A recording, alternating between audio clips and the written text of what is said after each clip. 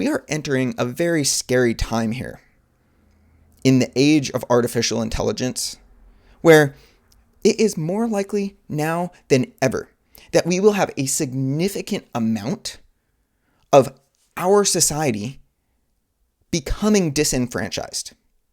That is because artificial intelligence will put people out of work.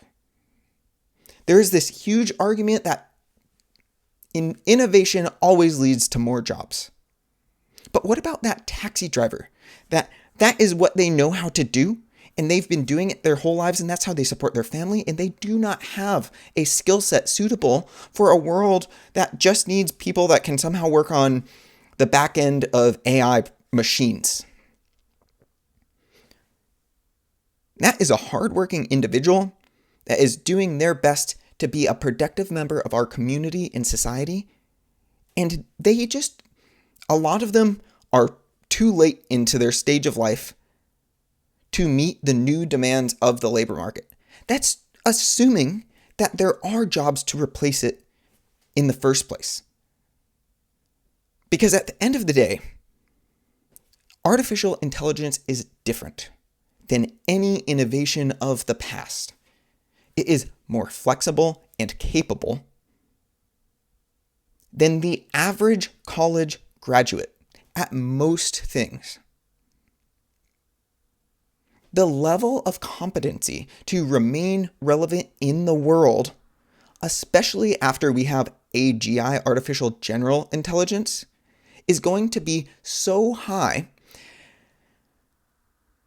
How are we supposed to give a job to everyone?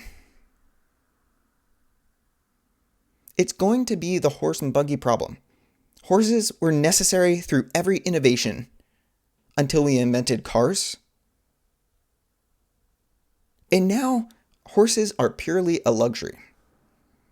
But we recognize that if you have a horse and own one, that horse must be taken care of because you took on a responsibility to have that animal.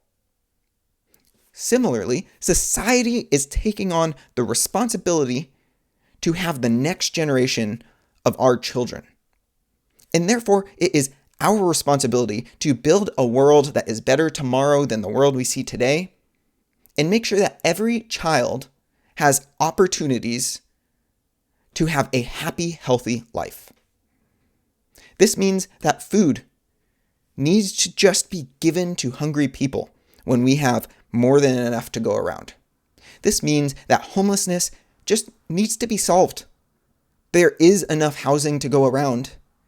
And instead of allowing homeless people to live in housing, we let a house turn from an all right dwelling to a dilapidated, falling apart place. Because we would rather our banks foreclose a livable home and let it turn to rot than to just allow people to live their lives. It's time that we come together as a society and demand more. There is a pendulum that seems to swing from one way to another, where human rights start to flourish, and then all of a sudden, for some reason, hatred starts to take over. And it sure does feel like we are at that really bad part of the pendulum swing at the moment. We need to come together and make sure it swings back with a vengeance towards a better future. I think we can all feel it. Something feels very off with the way the world is working right now. A few very rich people are collecting all of the prosperity that you and us hardworking people, are putting together and working towards. When Jeff Bezos went to space, he laughed when he came back and he said, "I want to thank every Amazon customer and employee because you paid for this." We paid for it because he paid his workers so little that they had to be on welfare the majority of the time if they worked in the factories. The average employee lasts like 2 weeks at Amazon.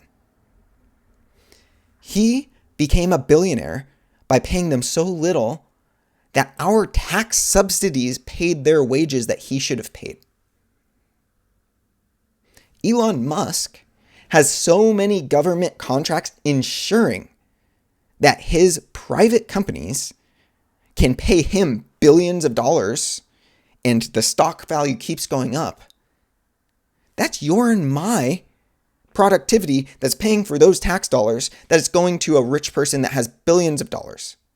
There are those insane calculations about how long it would take if you saved $10,000 a day to become a billionaire. We're talking about people that have an unimaginable level of wealth that no human being on earth ever needs to have.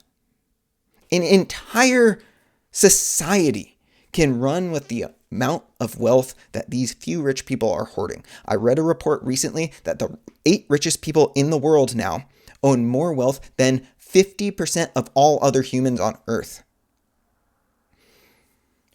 We cannot stand for this, especially when the mechanisms for producing food, clothing, shelter are all being automated. We have to come together right now and build a community to make sure we make a better world tomorrow for our children and for the next generation. If you made it this far in the video, I really appreciate your time. Please like and subscribe. Leave a comment down below. Tell me, what do you think we need to be asking ourselves to address these issues moving forward? And how can we make sure that we don't stand by the sideline while the world gets taken from us? Have a great day.